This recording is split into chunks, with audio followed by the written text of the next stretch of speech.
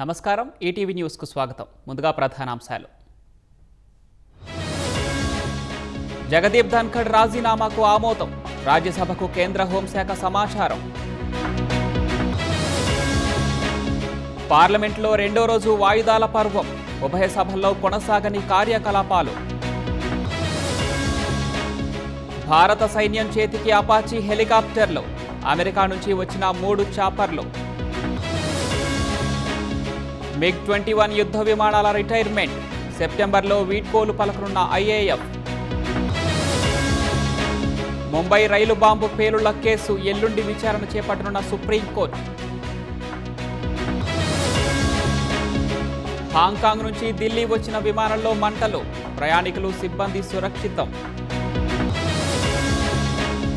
గాజాలో ఆకలి చావులు. 2 రోజుల్లో 33 మంది మృతి. ఇంగ్లాండ్తో రేపటి నుంచి 4వ టెస్టు. టీమిండియాను వేధిస్తున్న గాయాలు.